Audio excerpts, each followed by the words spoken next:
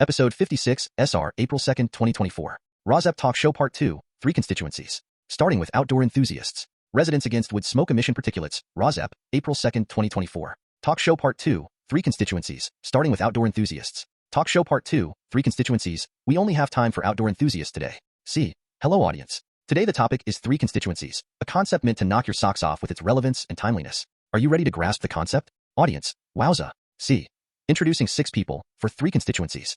3 people concerned with saving our planet from catastrophic climate change, and 3 people blocking those concerned with saving our planet from catastrophic climate change. See. First, 2 outdoor enthusiasts. One named Dirk who goes out there and messes it up. The second outdoor enthusiast cleans up after herself, or doesn't mess it up to begin with. Tidy Tilda. You know who, Dirk. How did you get me here?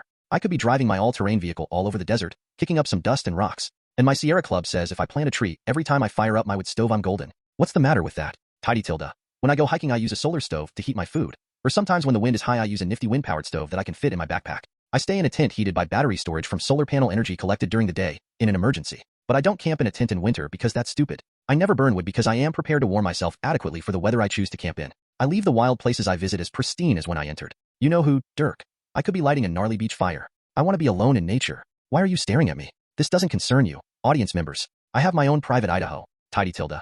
Hey Dirk, I worked long and hard to pass ordinances against lighting wood fires on beaches, because the majority of people who are the recipients of your wood smoke don't like it. They have preternatural senses, like wild animals and like the most hardened outdoor enthusiasts have, that permit them to sense when they can't breathe because of wood smoke invading their yards and infiltrating their homes. Animals also flee from wood smoke. The beaches you light fires on have populations of human beings around them that can, if not see you, sense the air pollution you are creating. Don't you think our human senses are meant to protect us from danger, Dirk? You know who, Dirk. I eat danger for breakfast. Every time I light a beach fire and feast on burnt marshmallows, the only food that can be well cooked on the challenging wood fire, I create marshmallow food with my bare hands. No potholders for me. See the singe on my fingers. Tidy Tilda. You live in your own little world, Dirk, in your mind. But in reality you live on this planet with other human beings. They want to enjoy a little nature too, and they want to enjoy it while breathing clean air. Otherwise they won't make it up a mountain, or walk, not drive, in the desert and see all the pretty colors. You know who, Dirk.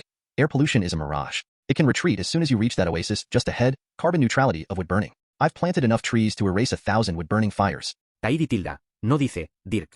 It doesn't work that way, according to scientists. If you create particulate pollution and emit CO2, as you will, from wood burning, planting a tree doesn't magically erase the PM 2.5 and CO2. My scientist colleague, Virtuous Verna, says that a tree can take decades or centuries to attain the maturity of the tree that you burned in your beach fire.